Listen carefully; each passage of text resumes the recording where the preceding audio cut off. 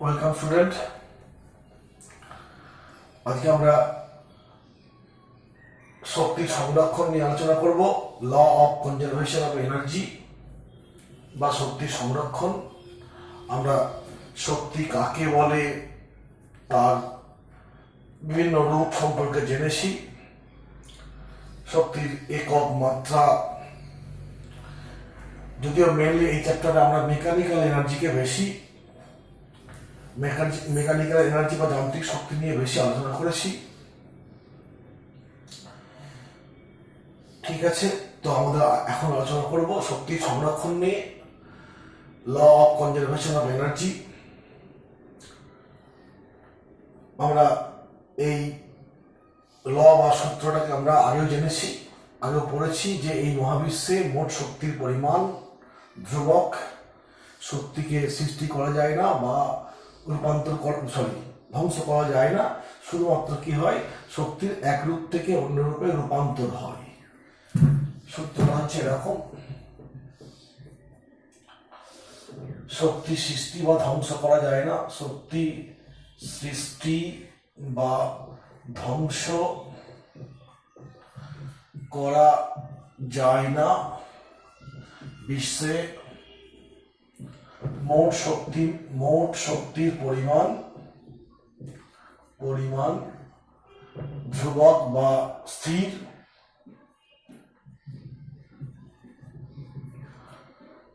শক্তিকে শুধুমাত্র এক রূপ থেকে অন্য রূপে রূপান্তর করা যায়।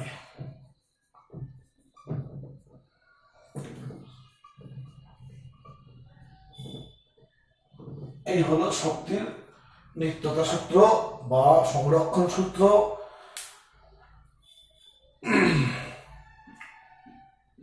যদিও আইনস্টাইনের রিলেটিভিটি বা আপেক্ষিক তত্ত্ব প্রবর্তনের পর থেকে শক্তি আর ভরকে নিয়ে আলাদা করে ভাবা হয় না, কারণ সেখানে দেখানো হয়েছে শক্তি আর ভর একই ফিজিক্যাল বৈশিষ্ট্যের বা প্রাকৃতিক বৈশিষ্ট্যের দুটো ভিন্ন রূপ। তুল্য পরিমাণ ভর থেকে শক্তি উৎপন্ন করা যায়, আবার তুল্য পরিমাণ শক্তি থেকে তুল্য পরিমাণ ভর উৎপন্ন করা যায়। তার জন্য সেই বিখ্যাত সূত্র ই সমান mc স্কয়ার। এখানে ই হচ্ছে শক্তি, এম হচ্ছে বস্তুর ভর, সি হচ্ছে শূন্য মাধ্যমে আলোর বেগ। অর্থাৎ এম পরিমাণ ভর থেকে আমরা কি পরিমাণ শক্তি পাবো, ই পরিমাণ শক্তি পাবো। আমরা সহজেই বার করতে পারবো। এম এর মান যদি 1 কেজি হয়, এখানে যদি এম এর মানটা যদি 1 কেজি ধরে নেওয়া হয়, অতএব ই হবে 1 × 3 10⁸ তার স্কয়ার। 1 কেজি আলোর বেগের স্কয়ার, শক্তির একক জুল, অর্থাৎ 9 × 10⁻16 জুল। অর্থাৎ 1 কেজি থেকে প্রাপ্ত শক্তি, 1 কেজি ভর থেকে প্রাপ্ত শক্তির পরিমাণ এভাবে বার করতে পারবো। আর সেই আইনস্টাইনের রিলেটিভিটি প্রবর্তনের পর থেকে শক্তির আলাদাভাবে শক্তির সংরক্ষণ নিয়ে আর বলা হয় না। ওখানে বলা হয় কি, ভর শক্তির সংরক্ষণ সূত্র। এটা আমি বুঝে দিচ্ছি। ভর শক্তির সংরক্ষণ সূত্র কি সূত্রটা? এই বিশ্বে ভর ও শক্তির মোট পরিমাণ, ভর শক্তির সংরক্ষণ সূত্র, ভর শক্তির সংরক্ষণ সূত্র। তাই বলি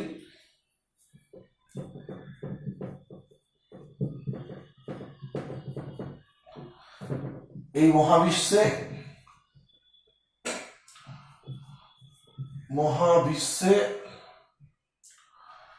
ভর ও শক্তির মোট পরিমাণ স্থির বা ধ্রুবক।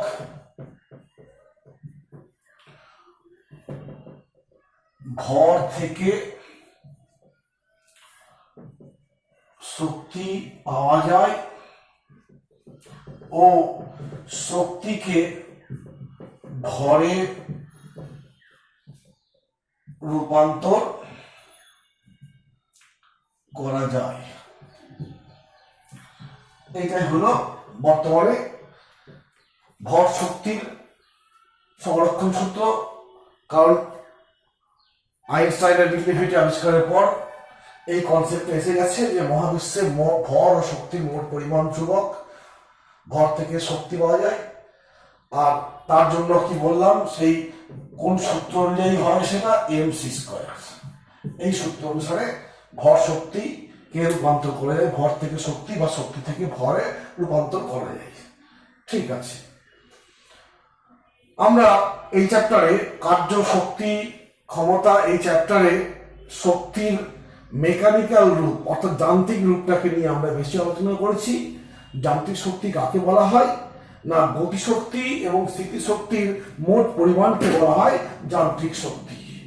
আমরা সেই যান্ত্রিক শক্তির সংরক্ষণ নিয়ে আলোচনা করব।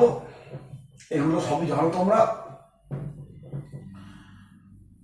যান্ত্রিক শক্তির সংরক্ষণ, যান্ত্রিক শক্তি কাকে বলে বললাম, স্থিতিশক্তি এবং গতিশক্তির মোট পরিমাণকে বলবো যান্ত্রিক শক্তি।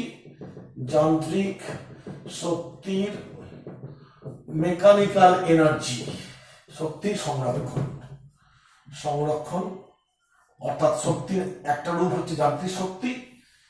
সেই যান্ত্রিক শক্তি কাকে বলা হয় না, মেকানিক্যাল এনার্জি সমান kinetic energy plus potential energy. গতিশক্তি ও স্থিতিশক্তির মোট পরিমাণকে বলা হয় যান্ত্রিক শক্তি। অতএব এই সূত্রটা কি বলবো না, কোনো অপচয়ী বল উপস্থিত না থাকলে, কোনো অপচয়ী বল ক্রিয়া না করলে বস্তুর কেই, আমি কেই লিখছি, অত লেখার সময় নেই, কেই ও পি এর মোট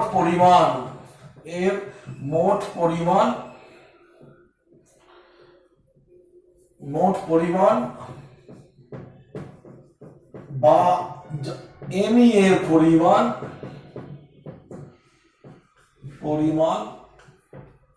ধ্রুবক হয়। অপচয়ী বল বলতে কি, যেমন ঘর্ষণ বল, অর্থাৎ যে বল কিছু শক্তি অপচয় করে। এখানে মনে রাখবে, শক্তির অপচয় বলতে কিন্তু শক্তি নষ্ট হয়ে যাওয়া নয়, শক্তির এমন কিছু রূপ তৈরি হয়ে যায় বিভিন্ন কার্যের মাধ্যমে, শক্তিকে এমন রূপে আমরা পাবো যার কোনো ব্যবহারিক প্রয়োগ করতে পারবো না। যেমন তুমি একটা বস্তুকে অমসৃণ মেঝে দিয়ে নিয়ে যাচ্ছ, সেখানে ঘর্ষণ বল কি করবে, কাজ করবে। আর ঘর্ষণ বলের দ্বারা যে কার্য হবে, সেই কার্য থেকে তাপ উৎপন্ন হবে, শব্দ উৎপন্ন হবে। ওই উৎপন্ন শব্দ বা কার্য আমাদের কোনো কাজে আসবে না। তাই ওই শক্তিকে বা ওই কার্যকে বলবো অপচয়ী শক্তি বা কার্য। এবং ওখানে ওই কাজটা করলো কে, ঘর্ষণ বল। অতএব যদি সেরকম ঘর্ষণ বল বা ওই রকম অপচয়ী বল যদি ক্রিয়া না করলে বস্তুর কেই ও পি এর মোট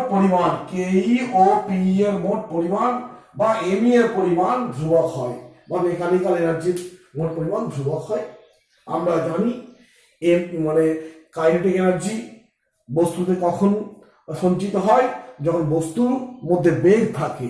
বস্তু যদি গতিশীল হয় তাহলে এর মধ্যে কি সঞ্চিত হয়, কাইনেটিক এনার্জি। তার রাশিমালা ½ mv²।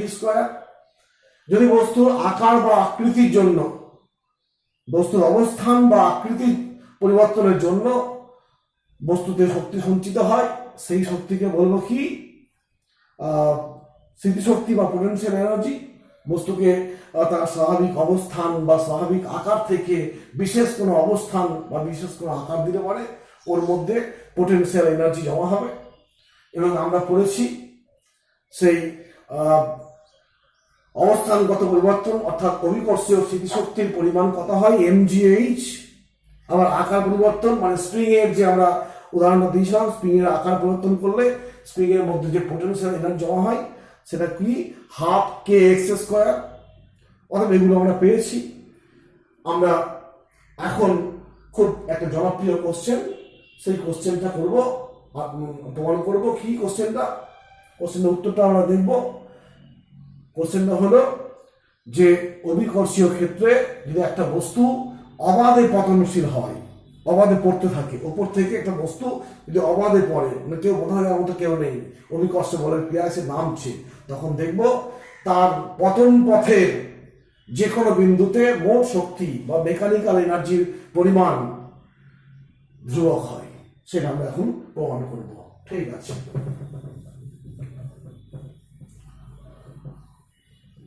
কোশ্চেনটার হেডিংটা লিখছি।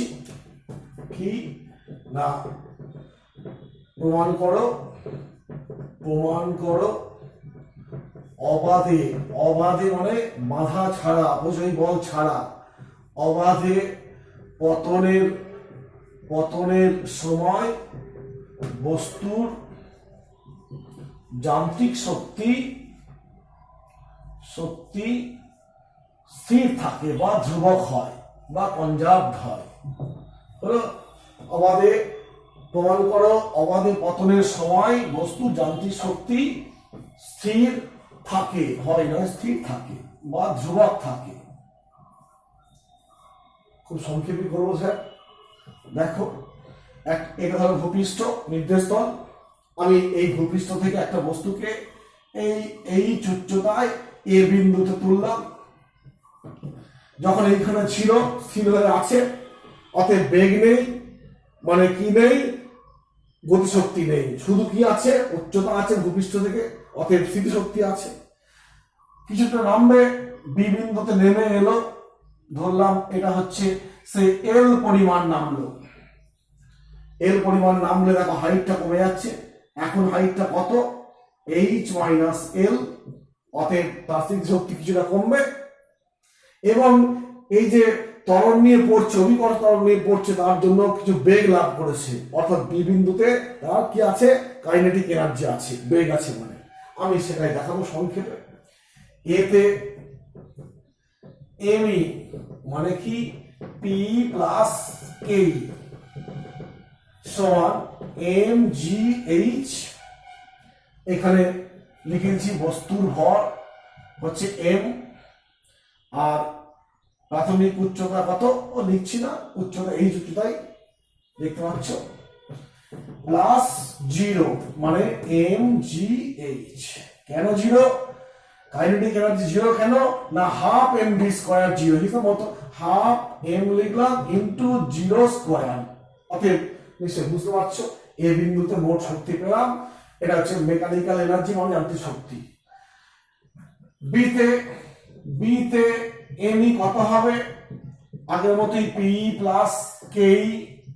বিতে দেখো এম জি, হাইটটা কত?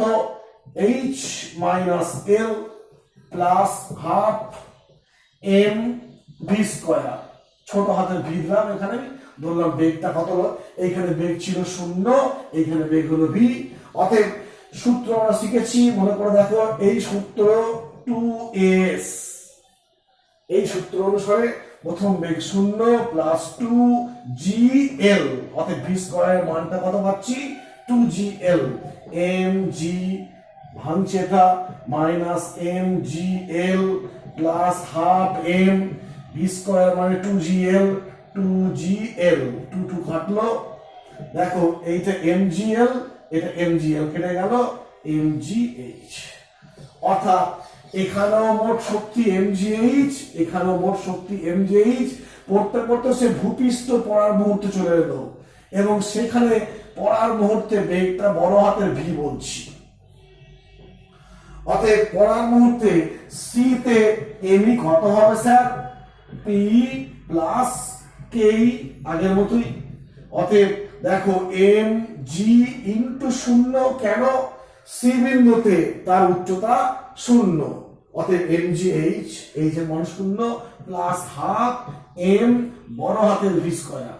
অতএব এখানেও লিখতে পারি আমি, এইখানে বেগ 0, এইখানে বেগ ভি বড় ভি, নামছে কতটা এইচ পরিমাণ, অতএব এই ক্ষেত্রে লিখবো আমরা কি না ওই এই সূত্র অনুযায়ী ভি স্কয়ার প্রথম বেগ 0 2g কতখানি পড়েছে এইচ পরিমাণ পড়েছে, অতএব 0 plus half m into 2gh, 2 কেটে গেল, পড়ে থাকলো কত mgh। অতএব দেখো আমাদের যখন একটা বস্তু অভিকর্ষের ক্রিয়ায় পড়ছে তখন তার গতিপথের যে কোনো বিন্দুতে পতন পথ এটা যে কোনো বিন্দুতে এ বিন্দু বি বিন্দু সি বিন্দু, এ বিন্দু তো শক্তি mgh, বি তেও শক্তি mgh, আবার সি তেও শক্তি mgh, অর্থাৎ আমি তিনটে বিন্দু দিয়ে দেখালাম, অতএব তুমি বলতে পারবে যে অতএব অবাধে পতনের সময় এমই সংরক্ষিত থাকে। এমই মানে কি বললাম, মেকানিক্যাল এনার্জি বা যান্ত্রিক শক্তি, তার মানে কি কাইনেটিক এনার্জি এবং পোটেনশিয়াল এনার্জি, গতিশক্তি ও স্মৃতিশক্তির মোট পরিমাণ সংরক্ষিত থাকে। এইটা পেলাম। এই প্রমাণটা কি আমরা যদি আরেকটাভাবে পরীক্ষায় দেয় যে বস্তুটা পতন হচ্ছে, কোন দিকে পতন হচ্ছে, এই উলম্বভাবে পতন হচ্ছে না, বস্তুর একটা মসৃণ আনত তল বরাবর যখন বস্তুর পতন হয় সেই ক্ষেত্রেও আমরা দেখাতে পারবো যে যান্ত্রিক শক্তি সংরক্ষিত। ঠিক আছে, তোমরা আরেকবার দেখে নেবে একটু, আমি এটা বসে দিচ্ছি।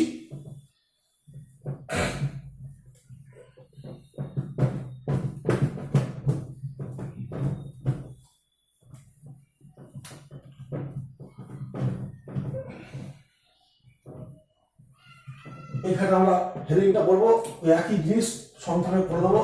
প্রমাণ করো মসৃণ নততল বরাবর পতনের সময়, মসৃণ নততল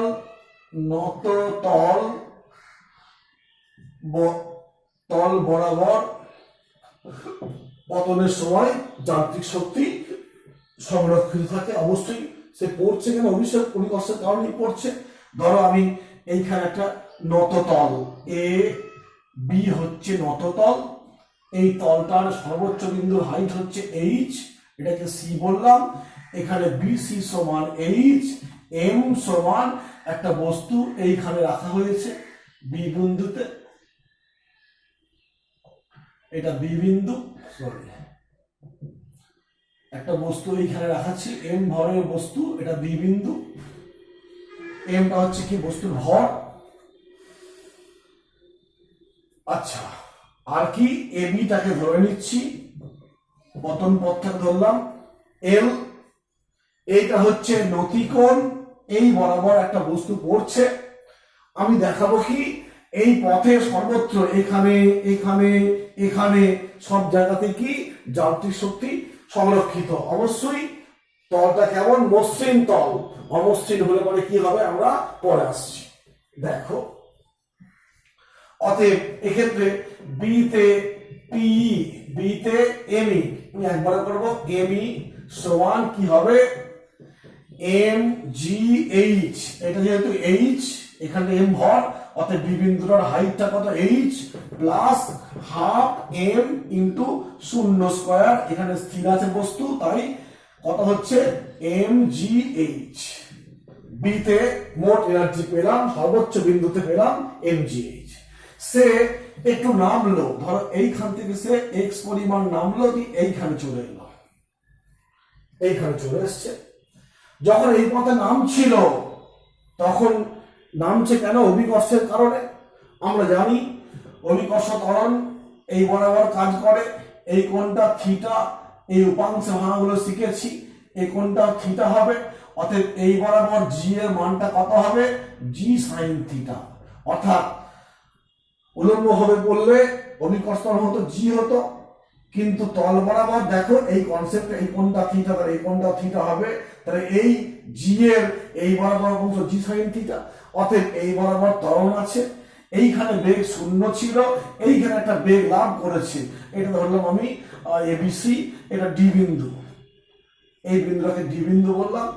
আমি এইখান থেকে একটা লম্ব টানলাম, এইখান থেকেও একটা লম্ব টেনেছি, সেই লম্বটাকে আমি এটাকে বললাম ই বিন্দু, এটা এফ বিন্দু। অতএব যখন সে ডি বিন্দুতে এলো, ডি তে এমই, ডি এর হাইটটা লিখতে হবে এম জি, ডি বিন্দুর হাইটটা কত ডিই, দেখো সংক্ষেপে লিখছি ডিই, এইটা মানেই তো এইটা, আর শুধু এইটুকু মানে কি এই সম্পূর্ণ থেকে এইটুকু বিয়োগ করব। অতএব আমি একবার লিখছি, অসুবিধা কিছু নেই, D into D plus half M V square সমান এম জি, এটাকে ডিটাকে বলছি আমি পরের লাইনে বলছি FC, FC plus half M, এইটাকে লিখবো 0 square plus 2 G sine theta, 2 এটা এ আর এক্স পরিমাণ নেমেছে হলো। অতএব এম জি এফসি, এফসি মানে কি বিসি মাইনাস এফ বি, এই বিসি থেকে এফ বি পরিমাণ বিয়োগ করে দাও, প্লাস কত হবে এখান থেকে half M into 2 G sine theta into X, এই হাল হয়েছে। এখন বিসি সমান, সরি এম জি লিখলাম, বিসি, বি থেকে সি হচ্ছে এইচ, আর এফ বি এর মানটা আমি জানি না। দেখো এই ত্রিভুজের এই কোণটা থিটা, এই ছোট ত্রিভুজটার ক্ষেত্রে আমি কি লিখবো সাইন থিটা, মানে দেখো এফ বি বাই এক্স, লম্ব বাই অতিভুজ। অতএব এফ বি এর মানটা কত হবে এক্স সাইন থিটা, অতএব এটাকে লিখবো এ সাইন থিটা প্লাস 2 2 কেটে গেল এম জি এক্স সাইন থিটা। অতএব M G h x sine theta, m জি এক্স সাইন থিটা, এটা কেটে যাচ্ছে, ফলাফল কি এম জি এইচ। অতএব বি বিন্দুতেও যা পোটেনশিয়াল মেকানিক্যাল এনার্জি ছিল, এ বিন্দুতেও সেই একই পরিমাণ আছে। অতএব যান্ত্রিক শক্তির পরিমাণটা অক্ষুণ্ণ আছে। কোথায় ডি বিন্দুতে। যদি আমি এ বিন্দুতে পড়তে পড়তে সে এইখানে চলে আসছে বস্তু, এইখানে বেগ হলো টাচ করার মুহূর্তে ভি, অতএব এতে এমই মেকানিক্যাল এনার্জি কত হবে কি বলবো এম জি এইচ এর মান 0, এই বিন্দুতে হাইটটা 0, অতএব এটা potential energy plus half M বড় ভি স্কয়ার সমান হাফ এম বড় ভি স্কয়ার, মানে কি লিখবো 0 স্কয়ার প্লাস এস, এ মানে এখানে কত জি সাইন থিটা, এস টা কত এল পরিমাণ, সে এল পরিমাণ নেমেছে। অতএব পরের লাইনে দেখো লিখছি হাফ এম ইন্টু 2 জি এল সাইন থিটা, এই টু কাটলো। এইবার দেখো এই বড় ত্রিভুজটার ক্ষেত্রে, আমি লিখতে পারি সাইন থিটা সমান এইচ বাই এল, এটা লম্ব, এটা অতিভুজ, এটা কোণ। অতএব এইচ সমান এল সাইন থিটা, এখানে বসিয়ে দেওয়া হোক, এম আছে জি আছে, আর এই এল সাইন থিটা মানে এইচ। অর্থাৎ দেখতে পাচ্ছি সব বিন্দুতে মসৃণ আনততল হলে পরে তার সব বিন্দুতে মোট শক্তির পরিমাণ বা যান্ত্রিক শক্তির পরিমাণ ধ্রুবক। দেখতে পাচ্ছি এখানেও যা, বিতেও যা আছে, ডিতেও তাই আছে এটা, এবং এতেও তাই আছে। অতএব আমি কনক্লুশন টেনে দেবো যে মসৃণ আনন্দ তল বরাবর অবাধে পতনের ক্ষেত্রে যান্ত্রিক শক্তি সংরক্ষিত থাকে। কিন্তু বাস্তবে তো তল মসৃণ হবে না, তল কি হবে অমসৃণ হয়, আর অমসৃণ তল মানেই ঘর্ষণ বল কাজ করবে। অতএব সেখানে কিন্তু ঘর্ষণ বলের জন্য কিছুটা শক্তি অপচয় ঘটবে, যেটা আমাদের কোনো কাজে আসবে না। এবং দেখব যে এই বিন্দুতে তলটা যদি অমসৃণ হয়, এই বিন্দুতে মোট শক্তি এমজিএইচ, এই বিন্দুতে কিন্তু আর এমজিএইচ নেই, একটু কমে গেছে। কত পরিমাণ কমেছে দেখবো যে ঘর্ষণ বলের বিরুদ্ধে যে কাজটা করতে হয়েছে, যখন এই পড়ছিল উল্টো দিকে ঘর্ষণ বল কাজ করছিল, সেই পরিমাণ শক্তির অপচয় ঘটেছে। অতএব এই বিন্দুতে মোট শক্তি, এই বিন্দুতে তার থেকে ওই ঘর্ষণের পরিমাণ, কৃতকার্য পরিমাণ শক্তি কমে যাবে। আমি একটু সংক্ষেপে দেখিয়ে দিচ্ছি এই ছবিটি, সবকিছু করে জাস্ট একবার দেখে নাও।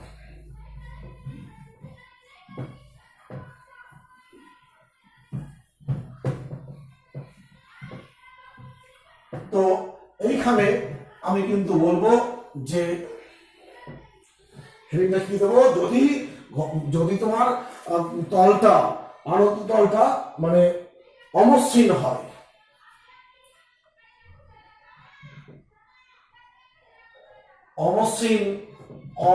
অমসৃণ তলে, আনত তলে অবশ্যই অমসৃণ আনত তলে শক্তির অপচয় কতখানি অপচয় হবে আমরা সেই হিসাবটা করবো। সব ঠিক আছে।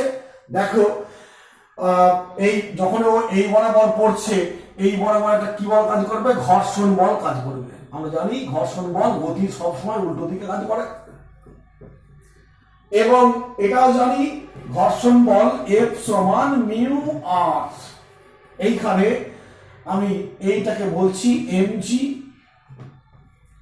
তাহলে এই বরাবর কত হবে mg cos থিটা, এইদিকে আর বা লম্ব প্রতিক্রিয়া, আর এই বরাবর হবে কত mg sin থিটা ইত্যাদি।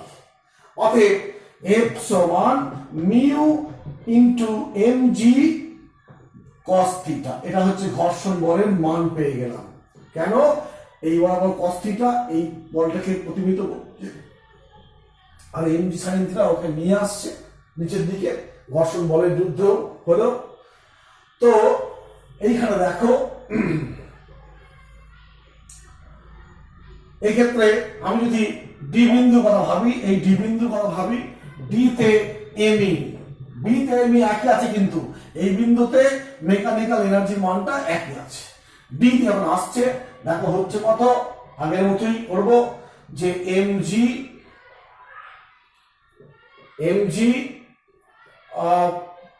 এইখানে দেখো mg, এই বিন্দু এইটা হাইট, এটা মানে এইটা, আর এইটা মানে এই সবটা থেকে এইটুকু বিয়োগ।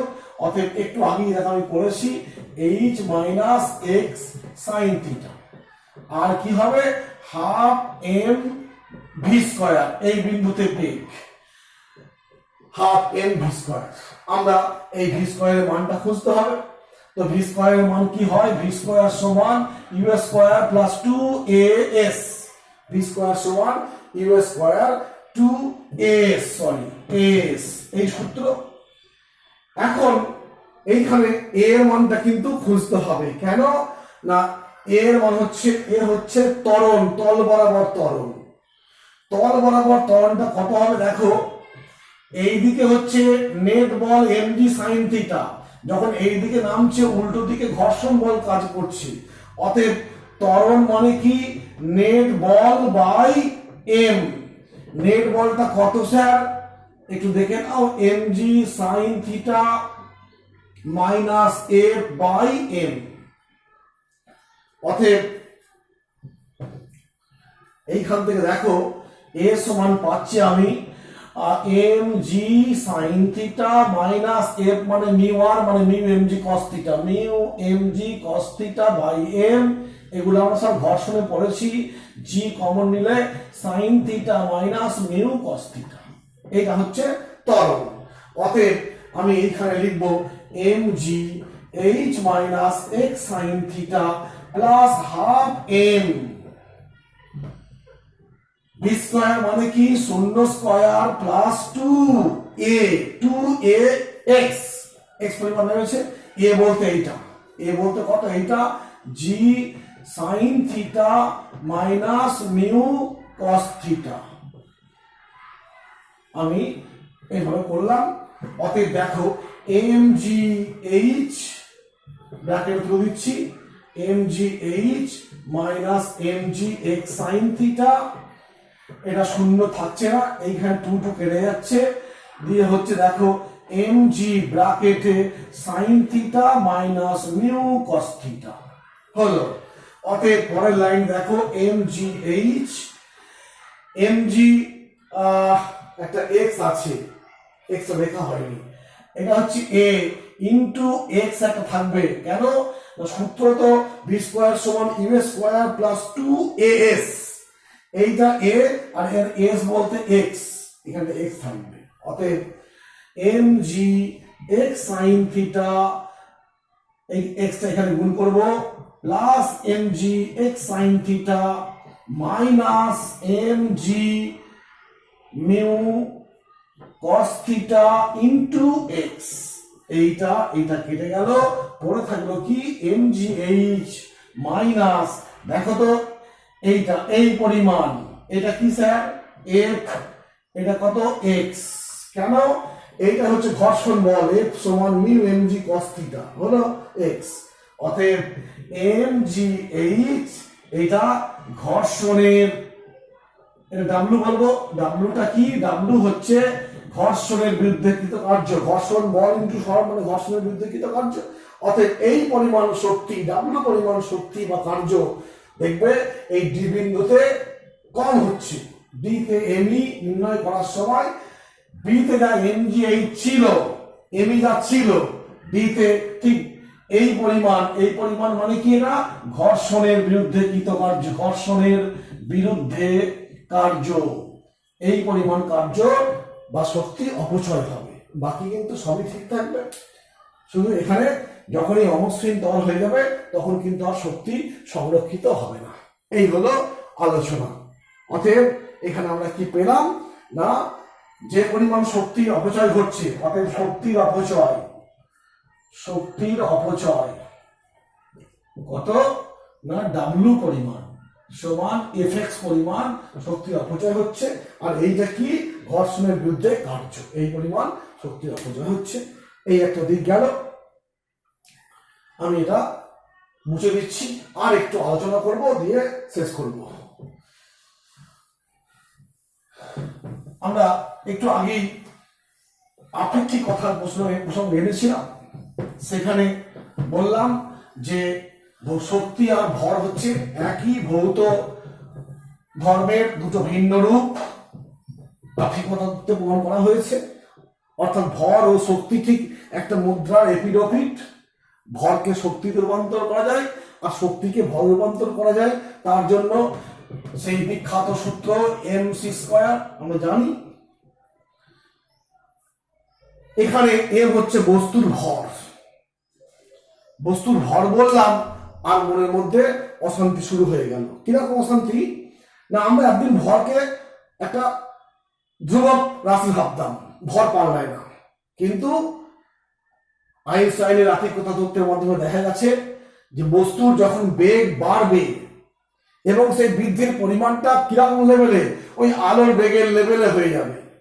আলোর বেগের সমান হবে না, কিন্তু হতেও পারে বা লেভেলে হবে, তখন কিন্তু বস্তুর ভর আর নির্দিষ্ট নেই, বস্তুর ভরও বাড়বে।